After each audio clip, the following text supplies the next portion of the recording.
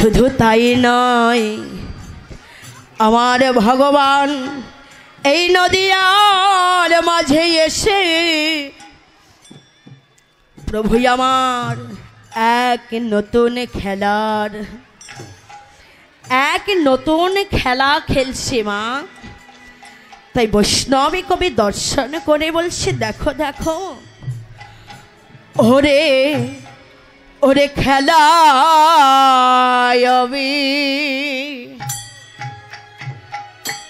বিনোদ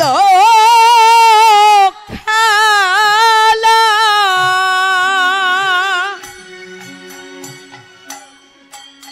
ওরে আমার গোরাবন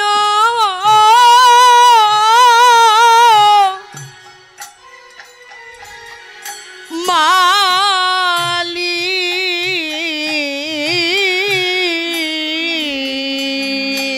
আর রে খেলায়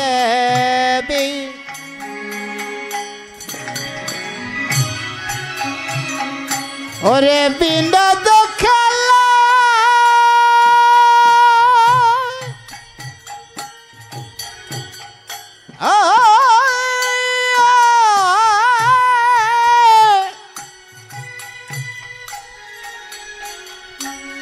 ওরে আমার গোরাবন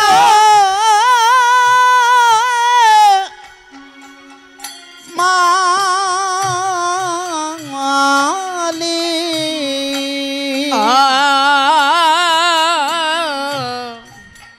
ওরে বলি নবী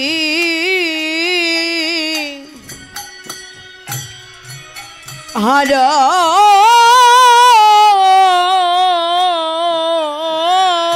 করি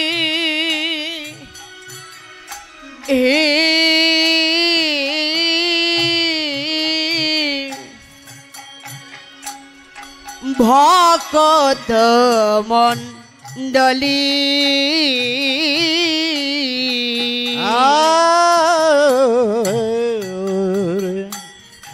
পলি নবী হার করে ভকত মণ্ডলী। ওরে দেখো খেলে প্রভু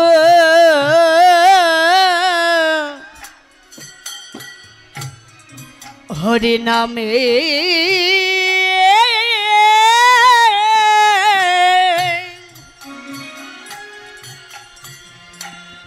নামের খেলা,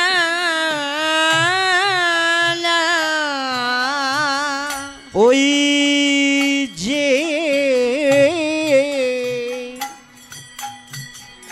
দেখো দেখো খেলে প্রভু আমার, প্রভু খেলে নামে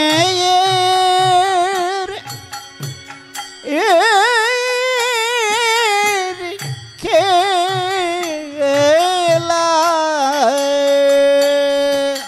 ওই না ভক্ত শোনে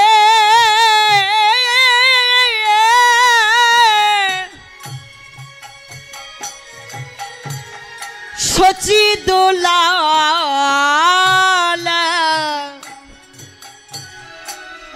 দেখো দেখো খেলে হরি হরি নামে, নামের খেলা,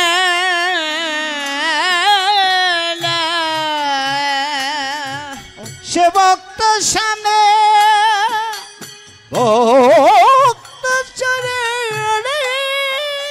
হরি বল হরি বল, সতী দুলালা যুগের খেলা, দেখো দেখো খেলছে প্রভু আমার নামের খেলা, প্রভু আমার আনন্দে যেন ধরে না গো। দেখো দেখো প্রভুর আনন্দিয়া ধরে না গো। ও যেন আজ অন্তর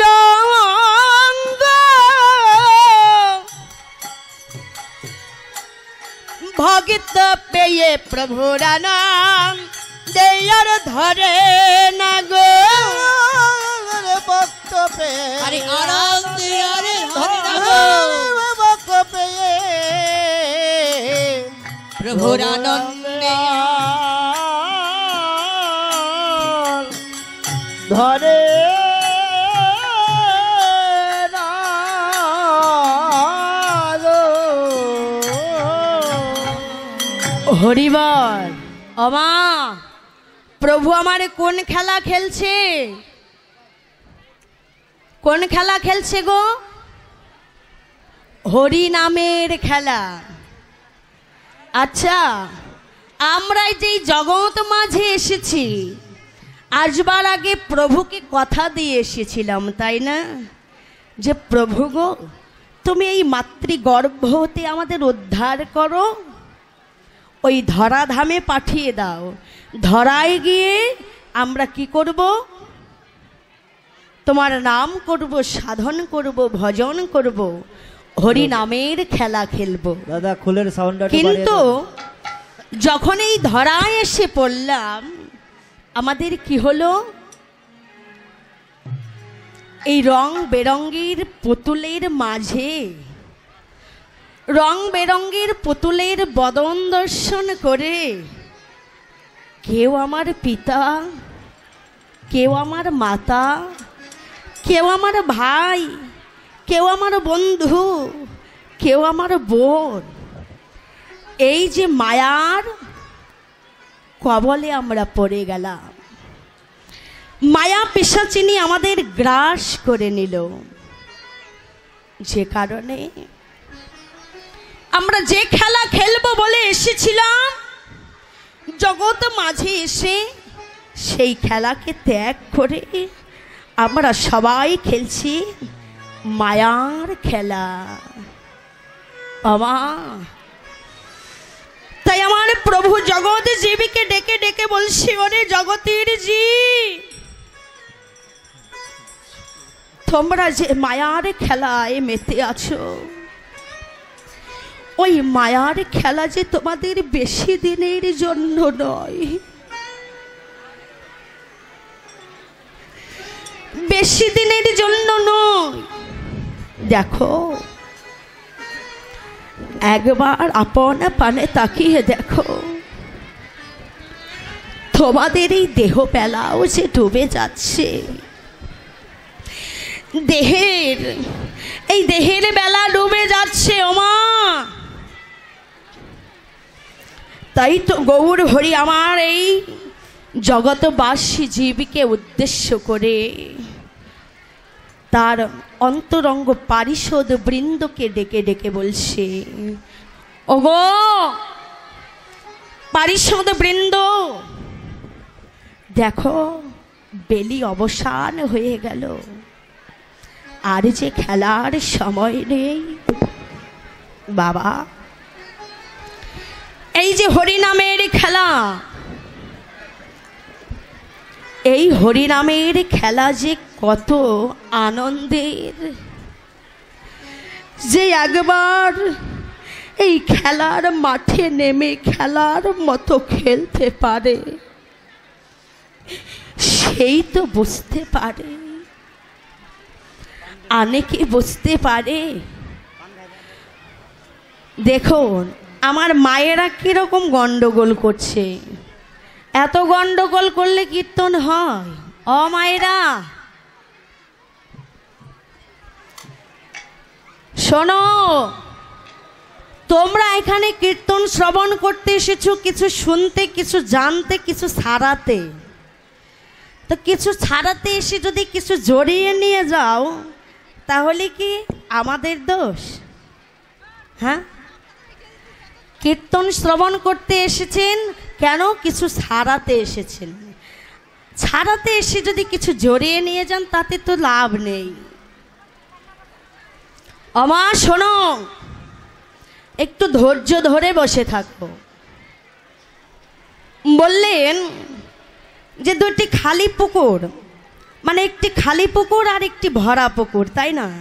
দুটি পুকুর যদি পাশাপাশি একই স্থানে থাকে কি হয়, ওই মাঝখানে যদি কেটে দেওয়া হয় তাহলে ওই ভরা পুকুর থেকে জল ওই খালি পুকুরে নামবে, নামবে না? কতক্ষণ পর্যন্ত নামবে? যতক্ষণ পর্যন্ত সমান না হবে। ওমা, বৃষ্টি যখন হয় জলটা গড়িয়ে কোথায় যায়? নিচে, নিচু জায়গায়। উঁচু জায়গায় কি জল থাকতে পারে? পারে না। ওমা, ধৈর্য ধরো একটু, ধৈর্য না ধরলে হবে না। তাই আমার ভগবান এই কলিহত জীবকে উদ্ধার করবে বলে প্রভু আমার আজ নাম নিয়ে এসেছে, নাম নিয়ে এসেছে প্রভু আমার নাম নিয়ে এসেছে, আর নাম নিয়ে এসেছে এই কলির জীবে উদ্ধারিতে নাম নিয়ে এসেছে, আর কলিজীব উদ্ধারের লাগি নামে নিয়ে এসেছে, এই কলির জীব উদ্ধারের লাগি নামে নিয়ে এসেছে, এই কলিজীব উদ্ধারের লাগি নামে নিয়ে এসেছে। তোমরা হরি বল হরি একবার বল, হরি বল হরি বল, একবার হরি বল হরি তোরা বল, হরি বল হরি বল, এই নামই হবে পথের সম্বল, হরি বল হরি বল, হরে নাম হবে পথের সম্বল, হরি বল হরি বল, এই নামই হবে পথের সম্বল, বলন ভরে হরি হরে বল, নাম হবে পথের সম্বল, বদন ভরে হরি বল, হরে নামই হবে পথের সম্বল, বদনে বরে হরি বল, নামে হবে পথের সম্বল, হরি বল হরি বল, হরি বল। কি বললেন? কলিযুগ সর্বযুগ সার, তাই না বাবা? কলিযুগকে সর্বযুগের সার বলা হয়েছে কেন? আচ্ছা, কলির কিন্তু অনেক দোষ আছে, তাই না? আজকালের ছেলে মেয়ে যদি কোনো ভুল করে, কোনো খারাপ কাজ করে, আমরা কি বলি? কলির কাল তো, তাই ছেলে মেয়ে ভুল করে বসে। আচ্ছা, সমস্ত দোষ আমরা কলির দিয়ে থাকি। আর এখানে শাস্ত্র প্রমাণ করলেন সর্বযুগ সার হচ্ছে কলিযুগ। সব যুগের চাইতে এই কলিযুগ হচ্ছে শ্রেষ্ঠ যুগ। কেন? কেন বলা হলো? কেন না ভাগবতে বললেন, অনার পৈত সরেং শিরাতে করুণায় অবতীর্ণ কলৌ সবার পৈত মন্নতে তজ্জল রসাং সভক্তি শ্রিয়ং হরি প্রট দুটি সুন্দরম। হরিবল। কেন কলির যুগকে শ্রেষ্ঠ বলেছেন? এই কলির যুগকে শ্রেষ্ঠ বলেছেন এই কারণে যে সত্য ত্রেতা দাপর এই তিন যুগে যে নামের কোনো বহিঃপ্রকাশ হয়নি, যে নামকে আমরা ভালোভাবে জানতে পারিনি, আজকে সেই নাম আমাদের কলিতে, আমার কলির গৌরাঙ্গ মহাপ্রভু আমাদের এনে দিয়েছে। কেন বললেন? আবার অনেকে এই একটি কথা নিয়ে, অনেক কীর্তনীয়রা অনেক কথাই বলে যে একবার কৃষ্ণ নাম নিলে যত পাপ হরে, জীবের কি সাধ্য আছে তত পাপ করে? আচ্ছা বাবা, যদি তাই হয়ে থাকে, একবার কৃষ্ণ নাম নিলে যদি উদ্ধার হওয়া যায়, তাহলে এই জগতের জীব এত কেন গলে পচে মরছে? তারা কি একবারও হরির নাম নেয় না? এই যে এখানে যত জীব আমরা আছি, একবারও হলেও তো আমরা বলছি না, শ্রবণ তো করছি না। আচ্ছা, শ্রবণ করছি, একবার হলেও বদনে বলছি, তাহলে কেন আমরা মুক্তি পাচ্ছি না? এখানে প্রশ্ন হতে পারে না? হরি বল, হরি বল। রামকৃষ্ণ কবিরাজ গোস্বামী তিনি কলম দিলেন যে এক কৃষ্ণ নামে যত পাপ হরে, জীবের কি সাধ্য আছে তত পাপ করে। আচ্ছা, তিনি বুঝাইতে চাইলেন কি? আর আমাদের মতো গবেট কীর্তনিয়ারা আর বোঝাইতে চায় কি? আচ্ছা, তারা হলেন বড় বড় মহাজন, তাদের কথা বোঝার মতো আমাদের মতো গবেট কীর্তনিয়াদের কি সাধ্য আছে? সাধ্য নাই। আচ্ছা, এই যে বলে একবার কৃষ্ণ নাম নিলেই সকল পাপ উদ্ধার হয়ে যাবে, এই কথাটা ভুল, 100% গ্যারান্টি ভুল। কেননা যদি হতো তাহলে জীব এত গলে পচে মরত না। এখানে বোঝাতে চেয়েছে যে এক কৃষ্ণ নাম যদি তুমি নেওয়ার মতো নিতে পারো, বলার মতো বলতে পারো, বাবা যদি একবারে নিলেই পাপ থেকে মুক্তি পাওয়া যেত, তাহলে একবার কৃষ্ণ বলবো, দিনে একটি করে মার্ডার করব, তাহলেই মুক্তি হয়ে যাব। হ্যাঁ, মুক্তি হয়ে যাব। আগুন কি করে? আগুনে যদি হাত দিই হাত পুড়িয়ে ফেলবে, তাই না? এটা আমরা সবাই জানি। এবার যদি না জেনেও, মানে জেনেও না জানার ভাঙ করে আগুনে হাত দিই, আগুন কি ছেড়ে দেবে? ছাড়বে না। তার আগুনের ধর্ম হচ্ছে পোড়ানো। যেমন কারেন্টে হাত দিলে কি মানুষ তৎক্ষণাৎ মৃত্যু হতে পারে। কারেন্টে না জেনে যদি হাত দিই, কারেন্ট কি ছেড়ে দেবে যে না জেনে হাত দিয়েছে? ছেড়ে দিই, দেবে না। ঠিক তেমনি ভাবে কথায় আছে, ছোটবেলায় করে পাপ, জ্ঞান হলে সারে, আর জ্ঞান হলে করে পাপ হারে হারে লাগে। আমরা জানি যে এই কাজটি করলে আমাদের পাপ হবে, আমরা তবু ওই কাজটি করব, আর একবার কৃষ্ণ বললেই আমাদের কৃষ্ণ উদ্ধার করে নেবে। এত তো পাগল কৃষ্ণ হয়নি নাকি? হ্যাঁ, আসলে রামকৃষ্ণ দাস কবিরাজ গোস্বামী বোঝাতে চেয়েছেন যে হেন কৃষ্ণ নাম কেহ লহে বারে বার, তাহে যদি না হয় প্রেম না হয় অশ্রুদান, বুঝিবে দেহেতে পাপ আছয় প্রচুর, কৃষ্ণ নামের বীজ তাতে না হবে অঙ্কুর। রাধে রাধে। এখানে কি কোথাও লেখা আছে যে একবার হরিনাম করলেই উদ্ধার হবে? না।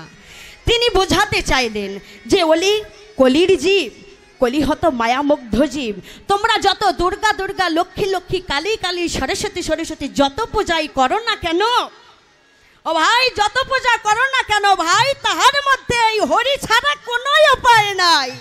হরি বল।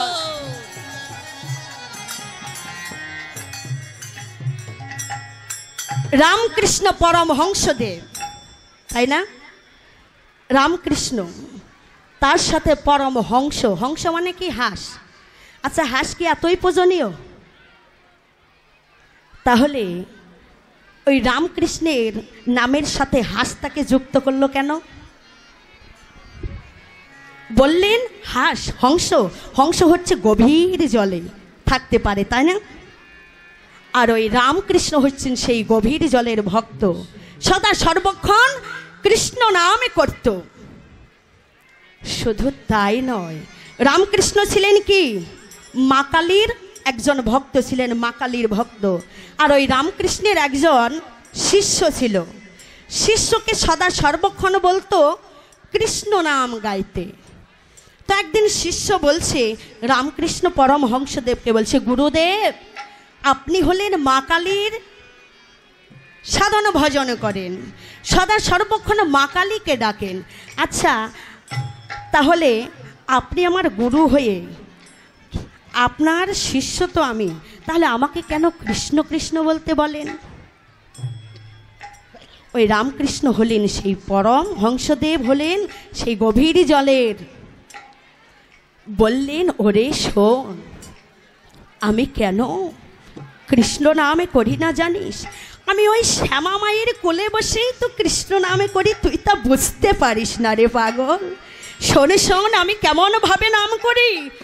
ওরে আমি শ্যামা মায়ের কোলে বসে করি কৃষ্ণের নাম। আমি শ্যামা মায়ের কোলে বসে করি শ্যামের নাম। আমি শ্যামা মায়ের কোলে বসে করি সদাই শ্যামের নাম। শ্যামা মায়ের কোলে বসে করি সদাই শ্যামের নাম। ওরে আমি আমার শ্যামা মায়ের কোলে বসে সর্বদা আমার শ্যামের নাম করি, কেননা শ্যাম ছাড়া যে আমাদের আর কেহ নাই, আমাদের উদ্ধারের আর কোনো পথ নাই। একমাত্র ভক্তি পথই হচ্ছে আমাদের শ্রেষ্ঠ পথ। একমাত্র ভগবানকে লাভ করতে হলে ভক্তির পথে, ভক্তির মাধ্যমে লাভ করতে হয়। শাস্ত্র বললেন, ভক্তি যার কৃষ্ণ তার, যদি ভক্তি হৃদয়ে না থাকে কৃষ্ণ দেখিলেও চিনিবার উপায় নাই। হৃদয়ে যদি ভক্তি না থাকে মা, কৃষ্ণ যদি সামনে এসে দাঁড়িয়েও থাকে চেনবার মতো উপায় নাই, তাই না? ভগবান শ্রীকৃষ্ণ আমার অর্জুনকে বিশ্বরূপ দেখিয়েছিলেন, তাই না? আচ্ছা, শুধু কি অর্জুনকেই দেখালেন, আর কাউকে দেখায়নি?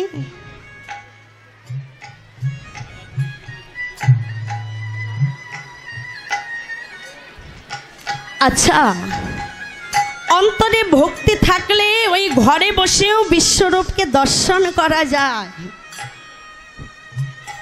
যদি অন্তরে ভক্তি না থাকে লাভ হবে না। তাই ভগবান আমার ডেকে ডেকে বলছে, ওরে জগতেরই জি, দেহের যত আত্ম অহংকার অভিমান আছে সমস্ত কিছুকে ত্যাগ করে, সমস্ত মান সমস্ত যশকে ত্যাগ করে এসো একবার কৃষ্ণ কৃষ্ণ বলে আমরা মেতে উঠি, কেননা কৃষ্ণ ছাড়া যে আমার আর গতি নাই। আমা ওই হরিনামের খেলা খেলিতে খেলিতে গগন পানে লক্ষ্য করলেন, দেখলেন যে গগনে আর বেশি বেলা নাই, এবার ঘরে ফিরে যেতে হবে। তাই গৌর হরি আমার পারিষদ বৃন্দদের ডেকে ডেকে বলেছে, ওগো একবার গগন পানে তাকাইয়ে দেখো, দেখো ওরে বেলি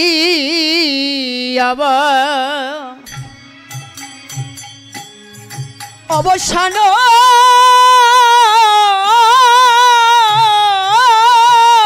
দেখি,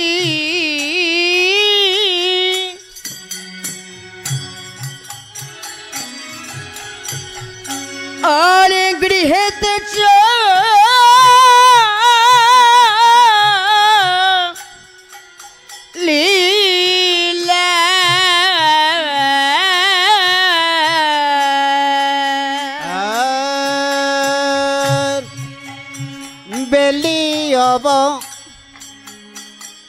সানো দেখি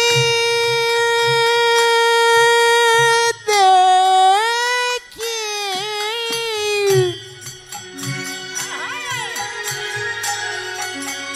ওরে গৃহেতে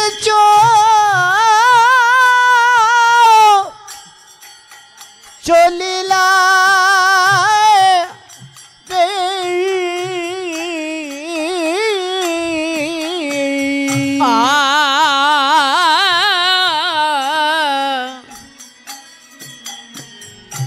আর জননীর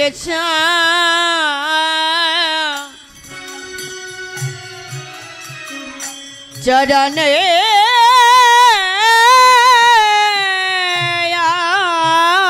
আসি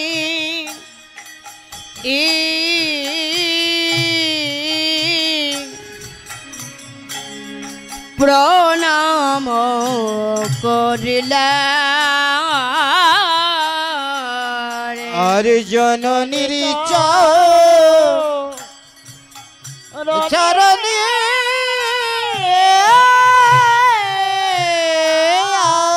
আসি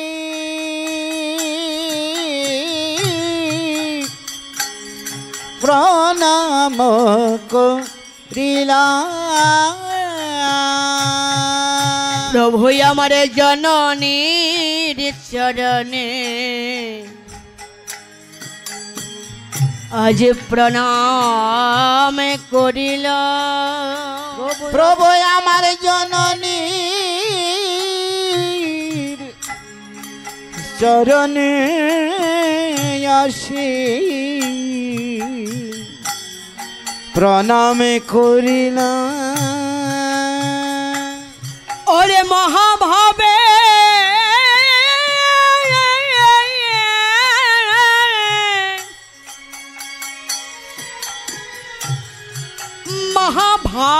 মহাভাবের ঠাকুর আমার জননীর চরণে প্রণাম করিল। ওরে মহাভাবের বাবু কামার জননীর চরণে প্রণাম করিল। মহাভাবের বাবু কামার জননীর চরণে প্রণাম করিল। আজ গৌর হরি আমার কি করেছে, ওই গগনের বেলাকে নিরীক্ষণ করে বলছে যে আর বেশি বেলা নাই, এবার আমাদের ঘরে ফিরে যেতে হবে, আমাদের খেলা যে আর সময় নাই। অমা পারিষদ বৃন্দকে ডেকে ডেকে বলছে, শুধু পারিষদ বৃন্দকে বলছে, ওগো না, ওই পারিষদ বৃন্দদের কেন্দ্র করে আমাদের মতো এই ভববাসী জীবকে ডেকে ডেকে বলছে, ওরে ভববাসী জীব, একবার আপন পানে চেয়ে দেখো, তোমাদেরও যে বেলা বয়ে যায়। কেননা শোনো, ওই গগনের বেলা একবার অস্তমিত গেলে আবার তার পরের দিন উদিত হতে পারে, কিন্তু তোমাদের যদি এই দেহবেলা একবার অস্তমিত যায় তাহলে কিন্তু আর উদিত হলেও হতেও পারে, নাও পারে, কেউ তাহা বলতে পারে না। আবা তাই এই ভববাসী জীবীকে বলছে, ওরে জীব, আরে কত মায়ার খেলা খেলবি, ওই মায়ার খেলাকে ত্যাগ করে একবার আপন ঘরে ফেরবার কথা ভাব। অমা আমরা এই যে গৃহে বাস করি, এই গৃহ কার? রামকান্ত বসিয়া কহে, এ গৃহ তো আমারও নহে, আমি বসে আছি অন্যেরও গৃহে, আমি অন্যেরই গৃহে বাস করিতেছি। যখন ওই গৃহের মালিক এসে বলবে এই গৃহ ছেড়ে দাও, তখন এই গৃহকে ছেড়ে দিয়ে আমাদের সেই আপন গৃহে চলে যেতে হবে, তাই না? আমরা প্রত্যেককে ভাড়া করা গৃহে বসবাস করি, তাই তো? একদিন ওই ভাড়ার মালিক এসে যেদিন বলবে আমার গৃহ ত্যাগ করো, সেদিন ত্যাগ করে চলে যেতে হবে। বাবা এই জগৎবাসী জীবকে বোঝানোর লাগি গৌর আমার কত না ভাবে, কত না চেষ্টা করছে, কিন্তু আমরা কলিহত জীব এমনই মূর্খ যে বুঝতে পারছি না।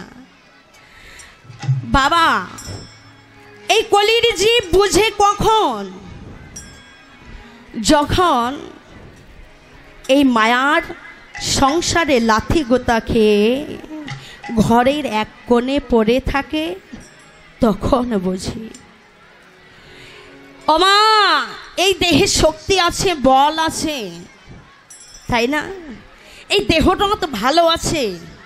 আজ এই দেহটা তো ভালো আছে বলে, কিছু রোজগার করতে পারি বলে ওই সন্তান ভালোবাসে, ওই স্বামী ভালোবাসে, পরিবার পরিজন সবাই ভালোবাসে।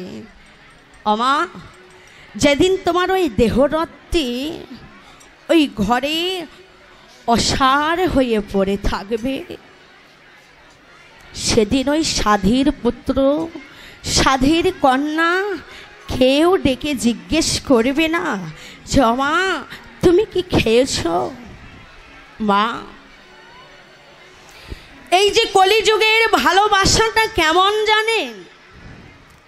কলিযুগের ভালোবাসাটা হচ্ছে লেবুর মতো। লেবু আমরা এই যে অন্যের সাথে যা রসটাকে গ্রহণ করি, লেবুর রস যা অন্যের সাথে ভাতের সাথে গ্রহণ করি, বাবা এই যে লেবু, লেবুর মাঝে যতক্ষণ রস থাকে লেবুটাকে কি করি আমরা আমাদের প্রত্যেকের পাতে তুলে নিই, তাই না? কিন্তু যখন এক সময় আমরা কি করি,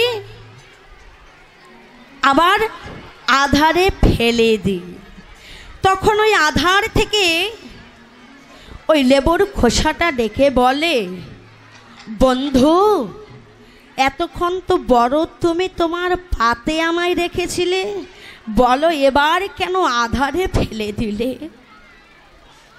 তখন বলে, ওরে এতক্ষণ তোর মাঝে রস ছিল, তোকে আমার বড় প্রয়োজন ছিল, আরে তোর মাঝ হতে চিপে চিপে আমি রসটা বের করে নিয়েছি, তোর মাঝে আর রস নাই, তাই তোকেও আমার আর কোনো প্রয়োজন নাই। বাবা ঠিক লেবুর খোসার মতো আমাদের প্রত্যেকের জীবন। বাবা